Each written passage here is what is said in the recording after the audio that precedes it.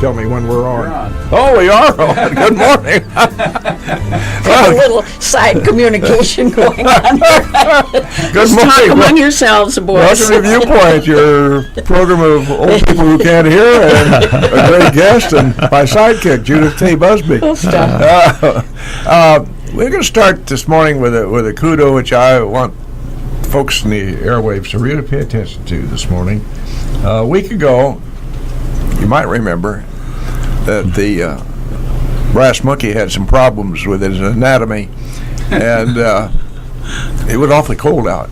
And Mr. Ash, the GM, General Manager of WLCN, announcer, programmer, engineer, any and all things that need to be done up here at WLCN, he had his thought process going very well.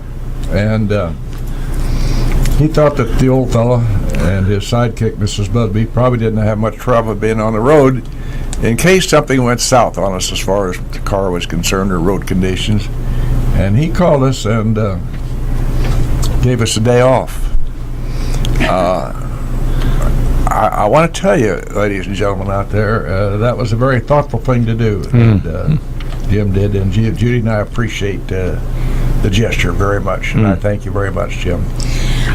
Jim is just plain good. Well, his mother told me that for years. There's no other word. He's just a good egg, you know? He's always thinking of somebody else. And, you know, that's a dying habit. We don't have much of that. Everybody thinks about just about number one. That's right. Yeah. But not Jim. By golly, that kid, he's right up there. He stepped up, picked up a 28-ounce bass, and swung big. Which kind of segs into the other comments I wanted to make as far as kudos are concerned. You know, I like to sign off. Sometimes I don't have the right sign off, so I fall back on an old friend that says, don't go through life with a catcher's mitt on both hands, throw something back. It's one of the things the arcade, which is Mama's Cafe to you younger folks, the arcade to an old geezer like me. I walked in there a couple of weeks ago, and tables were all full. There's a bunch of old codgers get in there every day and lie to one another and tell one how wonderful they are. And the tables were full, and this lady asked me to sit down, a very nice gesture. As it turned out, she had her daughter with us, and we visited, and she saw my ever-present Airman for Life hat, which I always wear proudly, I might add. And she asked me about the otter flight. And I was very happy to give her all the information I knew, which is quite a bit about the otter flight. And we had a very nice visit. And her daughter picked up my check. And that was nice. I think I fell in love all over again. But in any event, subsequent to that, I received a very nice postcard from the lady. Wow. And she lives in Mason City, and I'm hoping that the Mason City Post Office has helped me out here. I sent a note to the postmaster over there, and we had a nice visit. In any event, the name Sexton, S-C-X-T-O-N, came to my mind, and I think that's what I'm working with. But in any event, Tammy and her granddaughter Janice, and I believe the word is Sexton. Anyway, she sent me a nice note and said it was very nice having breakfast with you at the arcade, and we enjoyed our conversation. It was just a nice thing to do. So, Yes. Kudos to Mason City, by golly. So, and then not too long ago, another good thing happened at the arcade. That would be Mama's Cafe. They're on Pulaski Street, south side of the square. The gentleman who lives in one of our homes for our folks who we found a home for when George Rand closed the developmental center. Developmentally challenged, had a bike, and he's a nice fella. See him in there often at the arcade, and somehow his bike got wrecked, and so he was afoot. And a lady and her daughter got wind of this, and they proceeded to gather up enough money to buy this man a bike. Not a nice thing to do. And I heard about that, so I asked the folks at Mama's Cafe, and it turned out she was sitting right there in the front booth when I asked. And I went over and told her what a nice thing she'd done, taking care of a fellow man. And I left her a little something to kind of fill the coffers, and it was a nice thing. Just when I get to thinking that Judge Trapp was right on with his famous saying. There's a story behind that, Professor Green, and we're going to get to introduce this fellow in just a minute. Yeah. Judge Trapp and I were next door neighbors on Grand Avenue. Hardy Trapp was a brilliant man, had a steel trap mind. He was just a brilliant man and a very fine gentleman. And we used to sit in our backyard during the summer and maybe have a martini and a cigar. And he waxed philosophically very often, and I just loved to listen to him. And one time he came, this is verbatim, I'm going to clean it up a little. I think you can do what you can do. He came, I don't remember the subject, but he came to this statement. He said, long ago, I came to the lamentable conclusion that by and large people are just no damn good. Well, you come up on incidents like we just talked about here, and it proves, Hardy, you were wrong. Yeah, there are some good people. He was a brilliant guy. We were on opposite sides of the world, politically speaking, and it never once entered into our conversations. We both had deep respect for one another, and that was it. Well, it just seems that with the politicians, you sometimes find yourself on the wrong side. Our guest and I were talking about the late great debate about third trimester abortions. Now there's a pregnant idea. My gosh, I don't. Some stuff you just can't wrap your mind around. You know. Yeah, it's just terrible. We better introduce him. We better wrap our mind. We better wrap around introducing our guest is what we better do. Yes. He's been kind enough to give us of his very, very precious time to come here and talk with us and tell us about this great institution on the east side of town. Yes, and it's this great institution's 75th birthday, Lincoln Christian University. And Don Green is the president there, and it's certainly grown from its humble beginning 75 years ago. My goodness. I think if you can bear with me, I'd really like to talk about 75 years ago and how it all came to pass. Thank you so much for being with us. Well, thank you, Judy, and thank you, Bill, for the invitation. I always look forward to these conversations and an opportunity to share a perspective with the Lincoln community and the Lincoln area. It's always nice to be able to thank them for partnership with us in what we do through our students and our graduates. But I was actually on the campus of Lincoln College last night for a basketball game, and every time I'm on the Lincoln College campus, I remember our humble beginnings. I wasn't there 75 years ago, but I know the story. We actually began on the campus of Lincoln College in a rented classroom up on the second floor of University Hall. They were really kind and gracious in renting us space for our first class of 15 students in September of 1944. So that's how we began, in a rented space at Lincoln College. And that whole first year was all at Lincoln College. The following year, we bought our first building, which was on Logan Street, a former business college, an old block building that still stands on Logan Street, I think between Broadway and Pulaski. Professor W.R. Wetzler's building. Oh, was it? Okay. It was Lincoln Business College. It was a Lincoln Business College. We owned that building.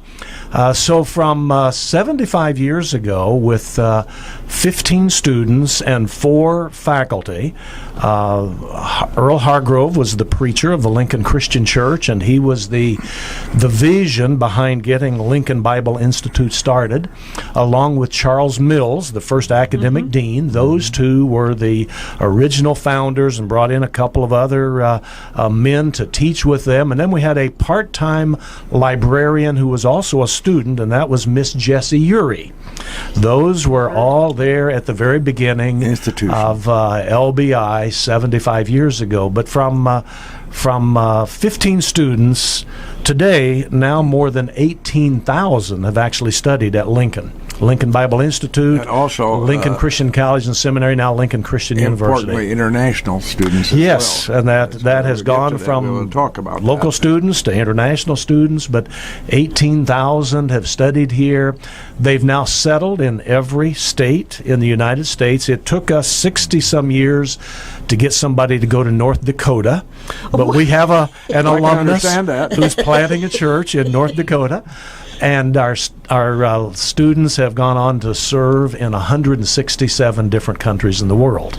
So there's the impact from starting out with 15 students in a rented building 75 years ago. In that first faculty of 4, today we have 40 faculty members at the university.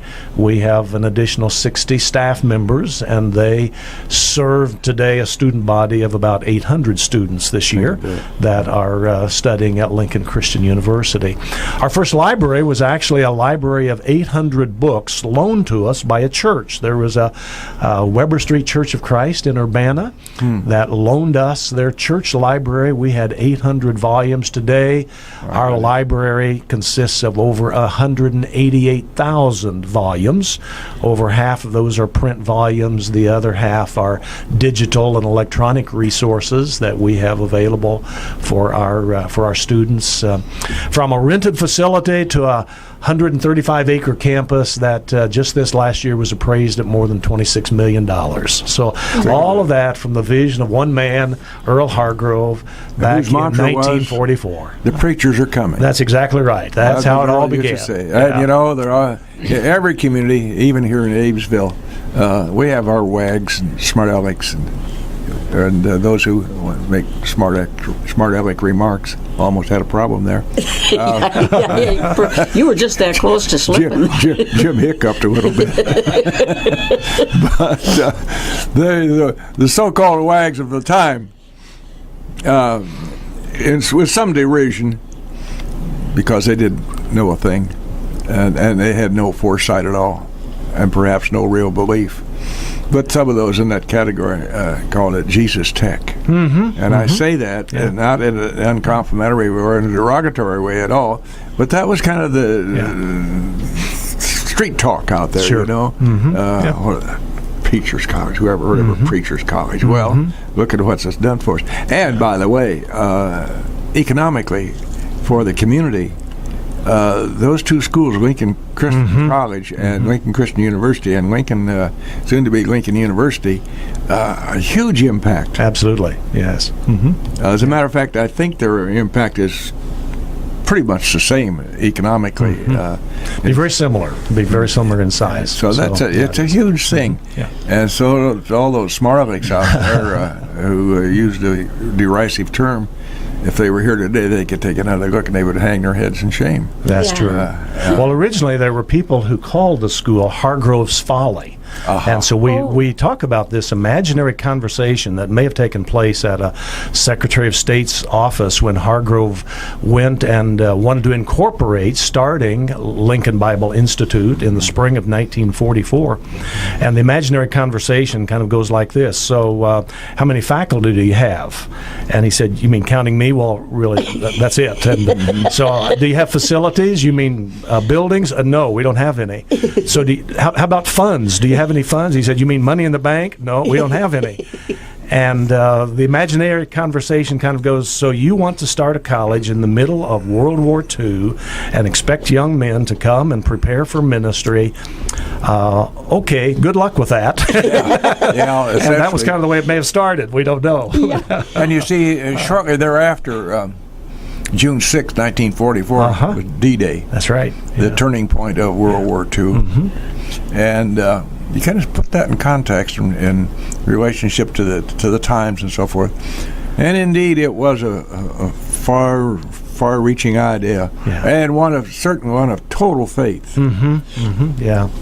Well, it was actually, our school was founded on May 4th, 1944. That was the day we got our charter. We call that our Founders Day. So next year, or actually this year, May 4th, 2019, will be our 75th birthday. And we could not have scripted this any more perfectly, because actually May 4th, 2019 is going to be our commencement day. We're going to be graduating our upcoming graduates from our college and our seminary and our graduate programs. And among those graduates, we're going to be recognizing this year Earl Hargrove's great-grandson. Is that right? Who is getting his preaching degree. What a neat So thing. here, 75 years later, neat is the thing. great-grandson of our founder from Bloomington, Illinois, Zach Thompson, a star in our basketball team, who's going to be graduating along with a couple of hundred other students. Just philosophically, that's a real feel-good moment. It sure is. Yeah. I mean, it just really is. When you stop to think of the impact that his grandfather had. Can you kind of guide us through the names that the school has had Yeah. in 75 years? Yeah, in 75 years, we've had 4 different names. We started out as Lincoln Bible Institute. Right. And then in the early 60s, we changed our name to Lincoln Christian College. That's when we began a pursuit of accreditation, and we felt that a more appropriate name at that time was the name college. In the mid-'80s, we'd had a seminary for a number of years, a graduate school for leadership ministry preparation. But in the mid-'80s, we changed our name to Lincoln Christian College and Seminary. And that was the name until 2009, when we recognized that we were offering everything from an associate's degree to bachelor's degrees to master's degrees to a doctor of ministry degree, not only in ministry areas, but in business and psychology and communication and education and communications. And so we became then Lincoln Christian University. So those have been our four names since 1944. You know, a major impact on a lot of our little churches, and my goodness, we have tons of them around us, on a given Sunday, your students would serve these small churches in their pulpits, and during the course of the week, help in whatever manner they could. It was a great training field for students who wanted to be preaching ministers. And also, concomitant with that, it served a real need for those small churches wherever they were. Sweetwater, and I That's just right. come up with that name. Sure. But there were a lot of churches in a very large geographic area that were served by the students here. Yeah. Some of the oldest Christian churches, which is the affiliation that our school has, some of the oldest Christian churches in the state are in Central Illinois. Sweetwater Christian Church is one of them. Armington Christian Church was another. What had happened prior to 1944 is that a number of Christian churches had already closed their doors because they didn't have trained leadership, trained preachers. Some of them had part-time preaching, half-time preaching, quarter-time preaching. Yeah, anything. And Lincoln immediately began to fill that need, and now that need has expanded beyond preaching ministry to equipping church staffs with the worship ministers and youth ministers, children's ministers, discipleship education directors, technology experts that work with mega churches, and it's been an amazing development to see And how speaking even of ministry has technology, changed. the programs that you put on at the holiday times, they're spectacular. Thank you. It's the last one. I said to Jeannie, I said, the only thing that lacks is being on Broadway. But the show was Broadway type production. I mean, it really was big time. Very sophisticated. The costume came from Jane Ball down here at Charleston, Illinois. Yeah. It must be a story in and of itself. But each and every one, it's hard to believe that they can get any better. Yeah, we've been doing that for now 31 years. Christmas in the Chapel is kind of an annual event, and kudos. You gave kudos to Jim and and others in the community. Kudos to a technology team, a worship ministry team at Lincoln Christian University, and a lot of other Lincoln leaders such as Tim Searby that helps with various events on our campus. But I've heard about it is an amazing amazing production. And this year especially, I was just kind of blown away by 60 members of our chorale that sang and performed in Christmas in the Chapel. And we have an upcoming event in late March 20 to 23rd. Tim Serby's actually going to be directing a cast in presentation of Beauty and the Beast. So really? we're looking forward to debuting that in March of this year. So Oh, that'll be great. it will be a lot of fun. Yes, it that will. Tim, he knows what he's He doing. does. He really does. Well, again, culturally, it's a spin-off in the community. It's a great advantage to the community. Number one, to have the talent on site there. And then secondly, and perhaps as importantly, that magnificent Hargrove Chapel is a wonderful venue because it allows the directors to dream a little and reach out and beyond where they couldn't reach at all without the physical facilities that you have there in that chapel. Yeah, well, it really is a blessing to us and to the community, and that's one of our projects that we have underway during our 75th year. We are in the process of renovating our chapel. It was built in the early 1970s, a chapel that would seat 1,200 people, and hasn't had a lot of upgrades since the early 1970s. So we are deeply indebted to the Woods Foundation for a very generous $400,000 grant that they gave us a couple of years ago over a 4-year period. Think of that. And that's helping us. We've already done some work with technology, with lighting and audio and visuals, with HVAC, and we'll be doing some further renovations over the course of the next year and a half as we want to continue to invest in the chapel. So. You know, we're so fortunate here. I mean, we're not a big metropolitan area, but by golly, we've had people here over the years. You talk about the Woods family, who have had such vision. We've been very blessed. Absolutely. I can spell that word.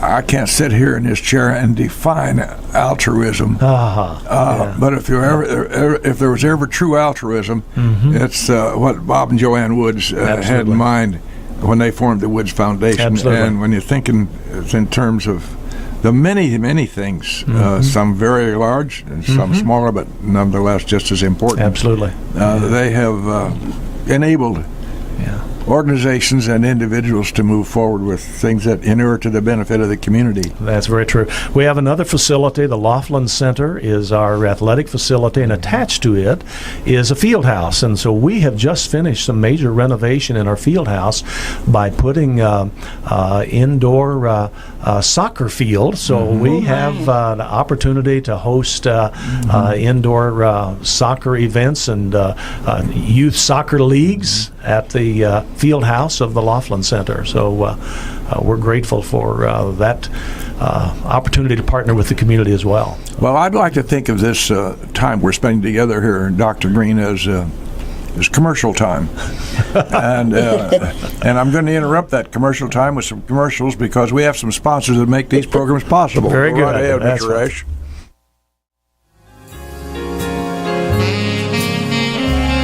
Thanks to Mr. Ash's keyboard dexterity here. We're right back live in the studios here at WLCN 96.3, in case you didn't know your frequency that you were listening to, ladies and gentlemen. You ought to pay attention to that because it's kind of an important number.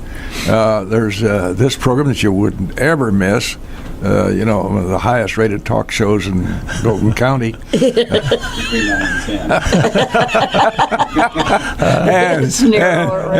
And I certainly, although I wouldn't advise you to miss church, but you could turn Sunday morning swing on at 9 o'clock to 10. You have your coffee before your church, or maybe you've been to an early church. Some of the greatest music in the world appears there. So, is there a charge for that commercial? Our guest this morning, Nominal fee. Nominal charge, is listening to me. That'd be enough charge. A guest this morning, Dr. Don Green, president of Lincoln Christian University, and a real asset to our community. Don's been with us a long while. Why did you come here? We Dr. moved Green? back to Lincoln in 1979. I actually came here as a student in 1967, graduated from the college in 1970 and the seminary in 1973, moved to Indiana for 6 years where I pastored a church, came back to Lincoln in 1979 to serve as the preaching minister of the Jefferson Street Christian Church, which I did for 3.5 years, and then began working with the school in 1982. So I've been with the school since 1982, teaching part-time, working in various administrative roles, and then assumed a role as president in December of 2014. So I'm just starting my 5th year Oh, as bless your Lincoln's heart. president. Thank you. So, And stepped into deep water. it is challenging in higher education. The challenge, one of the at biggest these times. challenges, one of the real serious challenges for smaller schools, Lincoln Christian University, Lincoln College, is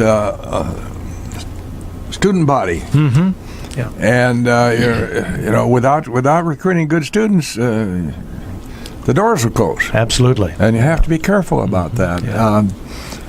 You have, in a way, a kind of a format in that your students are serving churches, as we alluded to earlier this morning, in smaller communities, and that hopefully is a source of some financial help for you around the entire community, the entire state. Schools today of your size and Lincoln College's size, they're faced with an uphill swing, and it's a hard swim. Yeah, it really is. In fact, that's the metaphor that David Johnston used in the introduction to his book called Sustainable Futures. He's specifically talking about the challenges that Christian colleges and universities face, but I think it's true of all small private colleges. He uses the metaphor that Christian colleges are paddling upstream against strong currents in leaky boats. And the strong currents are all of the demographic, economic, and regulatory changes that are happening in higher education.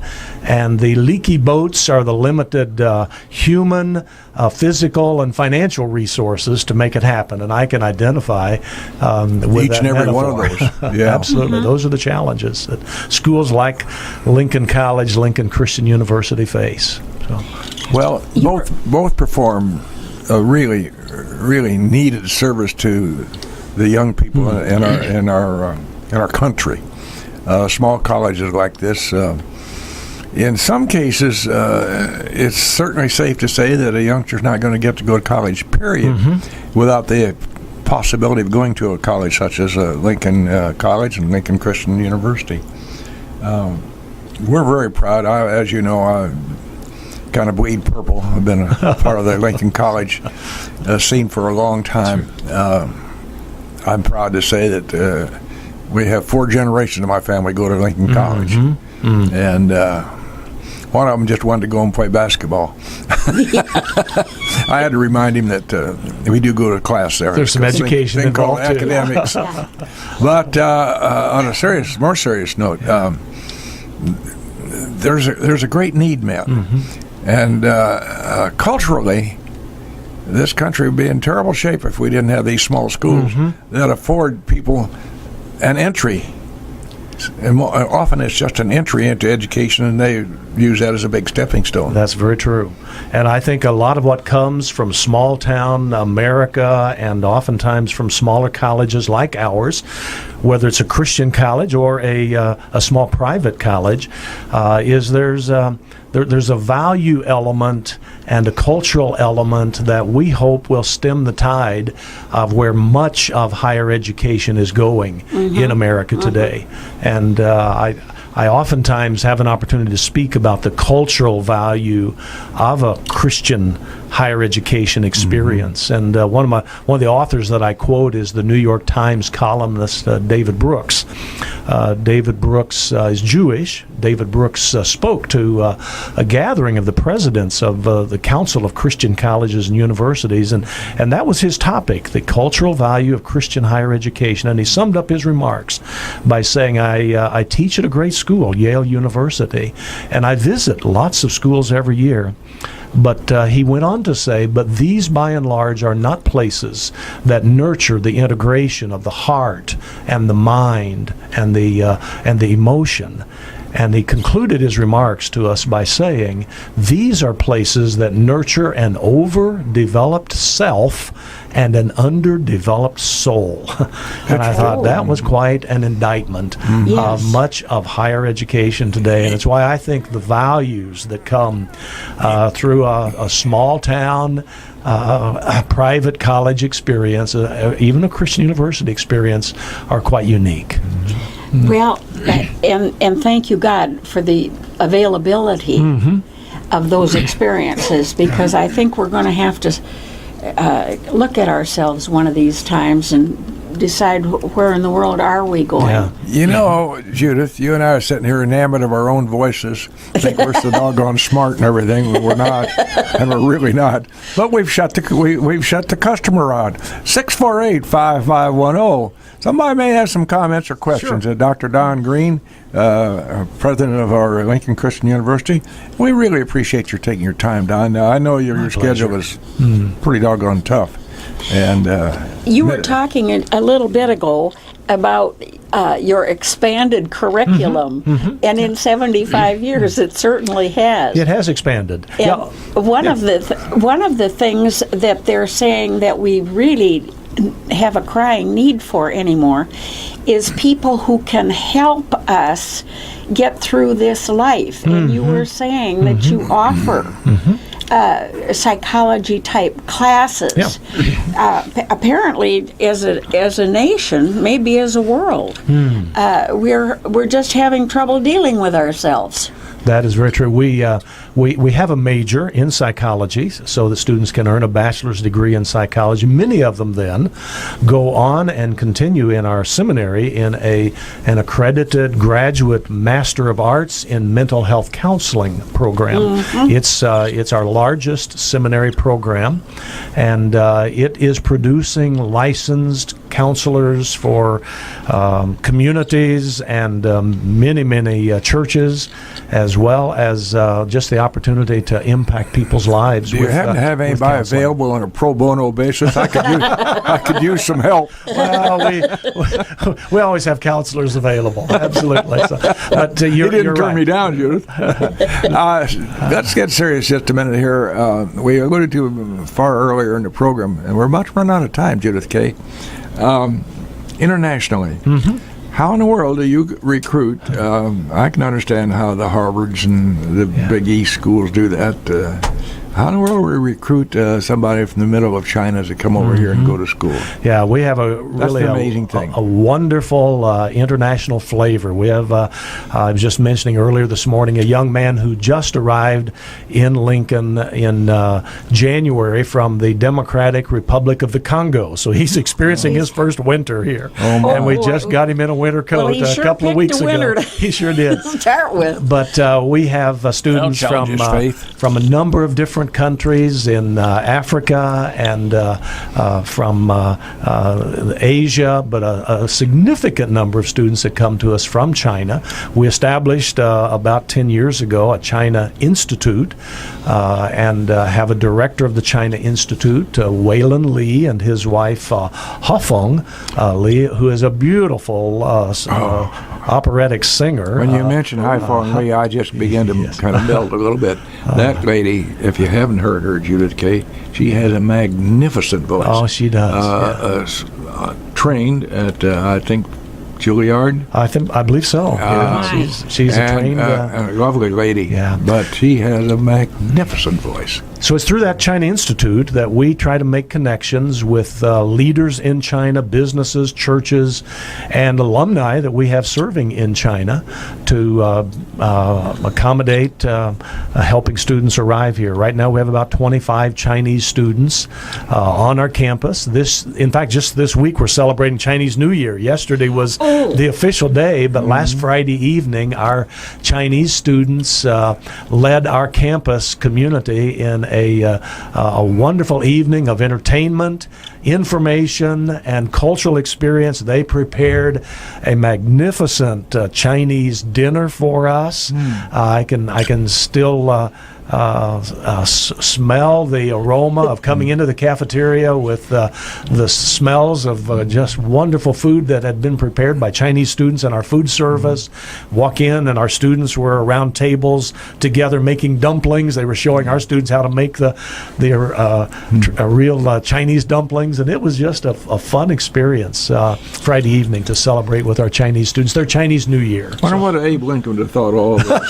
That's right. He'd have probably felt just like I feel about hearing about all this, only more so. This is kind of daunting for you. I mean, you're having an influence on cultures around the world. That's a heady responsibility. It really is. And yet I find it really quite intriguing that there are people in China. We think of China as being very unchristian in many ways, and yet there are many people in China that want their children to have the opportunity for a Christian education. And oftentimes, Christian means to them a value-based education that's going to help them form character. So there are Christian kindergartens and schools in China, hundreds of them, that are trying to prepare young people. And we're every year we have students who come and visit us from some of these high schools, and we're finding, though, that there is increased difficulty in getting visas for them to be able to come and study here. We had 7 who wanted to come this past year, but only 1 was actually able to get his visa. Call me, I'll get in touch with the president. There you go. All right, we need that help. So. That's a serious matter because and none of us can, those of us who never been traveled very much, cannot appreciate the circumstances that a young student would find themselves in, coming in from home, so to speak, and the culture of their home and hearth and fireside and all of that that goes with it, thrown into mid-America with our basic good old rural values, and that's got to be a cultural shock to some of these youngsters. Yeah, our students, our Chinese students, gather weekly for their own kind of the Christian student fellowship. And during holidays, we're dependent upon families in the community to serve as host families for them, because we want them to experience what a traditional Christmas might be like, or a Christmas or a Thanksgiving might be like here in the U.S., because they're not able to travel back over break the way students can drive someplace in the Midwest and get home for the holidays. So we are dependent upon host families. And I just marvel at the level of commitment for parents and for students to make that sacrifice. We've had students who've come and not seen their family for over a year, sometimes 2 years, before they can get back home and have an opportunity to reconnect with family members. That's an amazing commitment for the sake of what they perceive to be a quality Christian education that they get at Lincoln. So, by the way, I do like to make a comment, Judith. 648-5510. 648-5510. Our guest this morning, Dr. Don Green. If you haven't understood that he's president of Lincoln Christian University, you're getting too much coffee. We appreciate Don's taking his time. You know, on a personal note, Doctor, we had great success down through the years of having what I call graduates of the Gossett Enterprises. We've had students that we've given employment to, and they've all, I can't think of any one bad experience, seriously. And I'm not stroking you. We've had great experience. And that's another factor in the community. That's a source of part-time entertainment for businesses, small businesses that can use a body or two. And secondly, and more importantly, that's a source of income for the students who would fill those jobs. And so, again, that's it's an economic part of our relationship. down through the years. It is. We're grateful for that there are employment opportunities for our students. And then I look at the Lincoln community in education and in business and in community government. There are Lincoln graduates that are serving in so many different capacities. They've come to Lincoln. They've loved the community. They've stayed, and they've made an impact in a lot of different ways. But we are indebted to many of the businesses in the community for providing employment to Lincoln Christian University students. And occasionally I have an opportunity to have a conversation with some of those business owners, and I'm grateful that what they appreciate about our students is what you just said, Bill. They are students that have a good work ethic and Christian character and values, and they're trustworthy, and that does my heart good to know that we can partner with the Lincoln community. That old word, reliable. That you have to just always bank on that. That's right. And we didn't have anybody calling in sick because they wanted to do something else. They knew what their priorities were. Sure. And therefore, we had a good relationship down through the years. Dr. It's Green, been a one hand washes the other. That's right. hasn't it? Absolutely. Yeah. It's been a partnership. what do you anticipate in enrollment next year, sir? Well, right now our applications and admits are running a little bit ahead of where they were a year ago, and more in line with where they were 2 years ago. We had a dip in enrollment this past fall after 3 successive semesters of increased new student enrollment. So we're hopeful that next year we'll kind of bounce back a bit and see a bit of enrollment growth, especially in the residential area. That's been one of the things we've been trying to work on more than anything else. We still have dormitory space that we could fill if we could recruit more residential traditional students, because a part of the expansion over the years has been in our graduate programs, our online programs, because we do offer Master of Arts degree programs and bachelor's degree programs entirely online for students that live in many other places, and some of those are international students that are taking Lincoln Christian University classes from many different countries of the world, as well as all across the United States. So we're hopeful that next fall will bring a bit of an enrollment increase for us. We're anticipating that. So. Judith, I've dominated too much conversation. I'm sorry about that. So you just step on my foot. You're sitting next to me here. Piffle. This has been just delightful and very enlightening. I think sometimes we have things right here in our midst that we don't fully understand and appreciate. So thank you. Well, very it has much, been my Don pleasure. Green. That was a good close, Judith. I just looked up at the clock, and here we are. 900 hours, for goodness sakes. Dr. Don Green, Lincoln Christian College and Seminary at Lincoln Christian University. I'm sorry about that. That's an important difference. Again, thank you. Thank you. I always try to come up with some quote, and I failed to come up with an acceptable quote, so I'll just rely on kind of a mantra of mine, and I would simply advise you, the folks out there in the listening world, make someone smile today. Thank you, Dr. Don Green. Thank you. My pleasure.